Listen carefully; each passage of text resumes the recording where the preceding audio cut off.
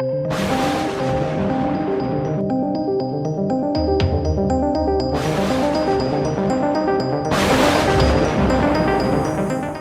my friend and fellow scriber, to the Writer's Mindscape. This is Time with Tim. I'm Tim. I write in the pen name TimRG, and welcome to the first vlog on the Writer's Mindscape. Yes, I'm joking. This actually is a remake of the very first vlog I've ever done on this channel. It was done in October of 2018, right before I actually moved down here to Florida. No. Well, I was an idiot for making that vlog when I did. Today, I'm redoing that vlog. There's a few reasons why I'm going to redo it. The main reason is I can't stand looking at it. I'm out of focus in that vlog. It drives me nuts. Don't believe me? One day, hopefully I will, but you can tell I'm out of focus. You can tell. That drives me nuts. What I'm talking about in that vlog, I hadn't even completed yet. Okay, so I'm getting ahead of myself. So what was that vlog about?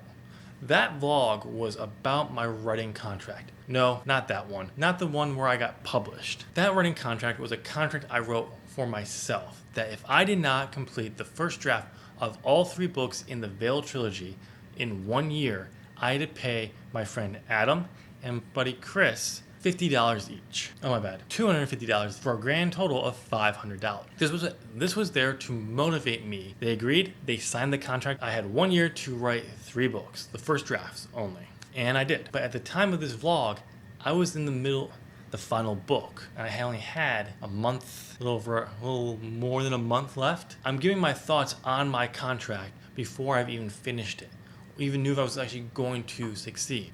That vlog went through the mistakes and then pros and cons of doing this type of contract. Because the whole purpose of the contract is to ensure I write. It's a kind of a version of what Randy Ingermanson does with some of his writing partners, is that if he's not in front of his computer by 9 o'clock or whatever time frame he has set up, he's got to pay his friend $100 every time he's not there on the dot. He was late once, and he's never been late again. But I wanted to actually get a contract. The whole point was not to pay that, and they were there rooting for me. So we're going to cover the same things that I covered in that video. The only difference is we're going to start with the pros and cons first. Then we'll go to the mistakes. And then we'll close with the ultimate question. Would I do this again? Let's start with the pros. The first pro is 3 books, 1 year. I've never written more than 1 book in a year. I may have written, but I've never written 3. But I've written 3 books in 1 year. No matter how bad they are, I did it. Sort of. I cheated in the last. But again, I wrote 3 books. I have 3 books written. Second pro, I was writing almost every single day of that year. Gaps in between, big gaps, but for the most part, I was writing mostly during that time frame, which is awesome. Something I've struggled in the past when writing books. So I was writing every single day almost, which was awesome. Which leads me to pro number 3. On the days I wasn't writing, I was concerned that I wasn't writing. I was worried about it. I'm like, 3 books, 1 year, never done that before. What the am I doing? And final pro was I've constantly figured out something about myself, about writing. Throughout that 1 year, the time that was good for me to write changed dramatically. Like, I believe the first book was in the morning.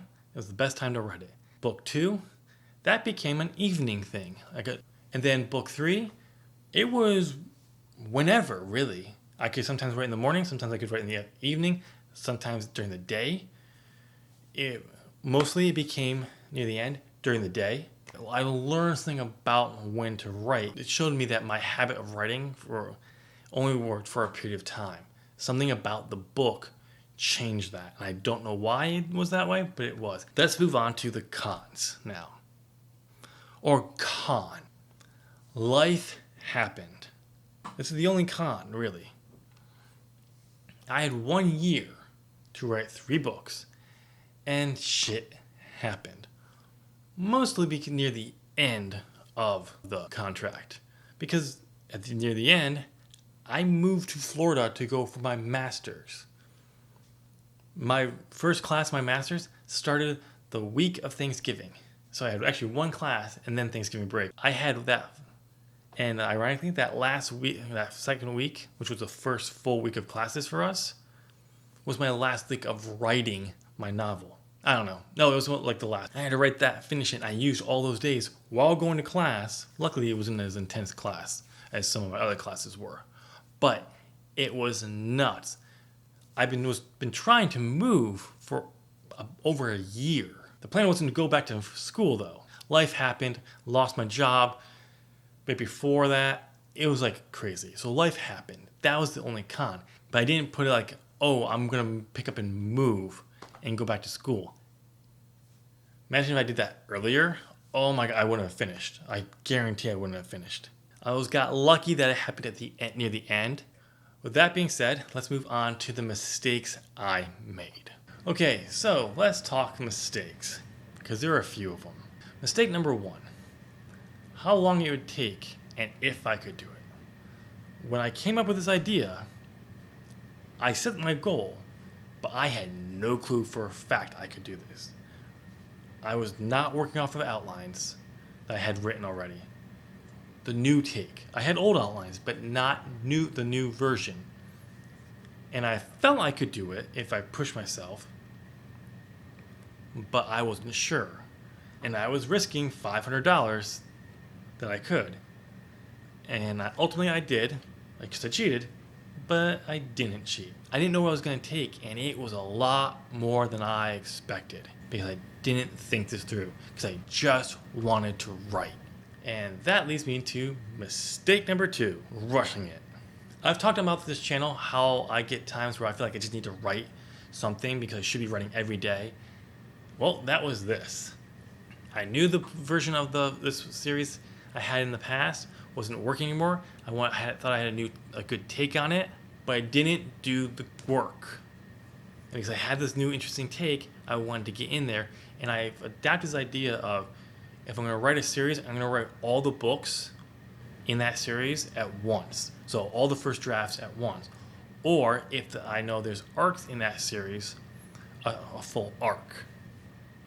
Just so I can see how everything happens, so I can be building in earlier drafts. I can always be adding hints of what's going to happen there. I had no outlines for the new version, except for the first book. By the time I actually signed the contract, my friend signed it who agreed to be a part of it, I had the first book outlined, but I didn't have anything else. And we'll get to that. But I rushed into it, was not ready to do this, and I let myself get ahead of it because I felt like I should be writing something. Mistake number 3, not knowing the work. I already covered this already, but I had no clue how much work this was going to be. Yes, I'm writing a book. I've written novels before, but I never did it in 1 year. Never was part of it. Was planning those novels out during that time. Oh my God. Whew. Not to mention I wasn't structuring them or anything. Maybe if I structured them, they would have been better. They possibly could have come out better. But I doubt it. Mistake number 4, characters. My characters were not fleshed out. Well, sort of. 2 main characters were. The characters in my first book, Kiana and Natalie, were fleshed out. Sage was fleshed out, but I didn't really understand his point of view or his voice. Yeah, his voice. Like everything else, every other character, I didn't know how to write their voices. But I understood Natalie and I understood Kiana because I've written them so many times in the past. That made book 1 pretty easy because I've written it before and a lot of the same events happened, but just new takes on them. But doesn't mean it was easy. There were definitely some parts, but it was the easiest of all the books. I went from 2 point of view characters in book 1 to 5. Characters you've seen before, but you never had a POV. Trying to find their voice, trying to find how to write them, but also keep the secret and the twist for certain characters beforehand. Oh my God, that was a nightmare. This leads me to the main mistake. Mistake number 5. 3 books, 3 outlines, only 1 to start with. I had to write 2 outlines while writing one of the books. Why did I do that? Because I'm an idiot. When I got to certain things, I had to add those things in. It was a cool experience in a sense, but it was also very stressful.